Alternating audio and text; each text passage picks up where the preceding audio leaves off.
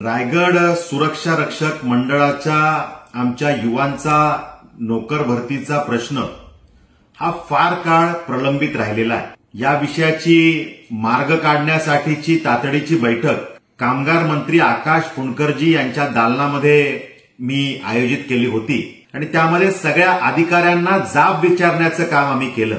वर्षानुवर्ष आमचे हे सगळे सहकारी युवा त्या ठिकाणी त्यांची मैदानी परीक्षा झाली, डॉक्युमेंट व्हेरिफिकेशन झालं, ते पात्र झाले, अधिकृत पद्धतीनं त्यांचं वेटिंग लिस्टमध्ये नाव आलं आणि त्यांना जॉब मात्र अजूनपर्यंत देण्यात आलेला नाही।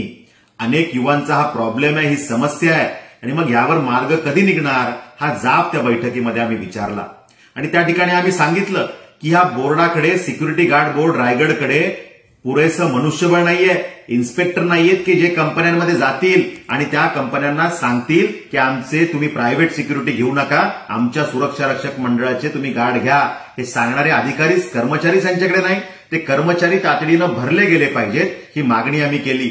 आणि ज्या कंपन्या रायगड सिक्युरिटी गार्ड बोर्डाचे कर्मचारी घेत नाही, गार्ड घेत नाही, त्यांच्यावर तात्काळ कारवाई करून त्यांना ते गार्ड घेण्यासाठी भाग पाडण्यासाठी सुद्धा आम्ही जाब विचारलेला आहे।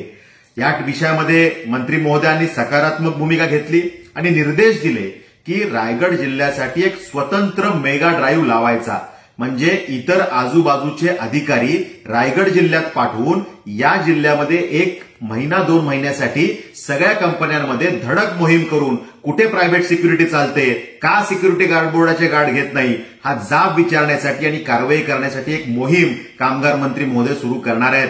मी या त्यांच्या निर्णयाचं स्वागत करतो। अधिवेशनानंतर लगेचच ही मोहीम सुरू करण्यात येणार आहे आणि त्यामुळे या सकारात्मक निर्णयाबद्दल मी कामगार मंत्री आकाश फुंडकरजी यांचे आभार व्यक्त करतो।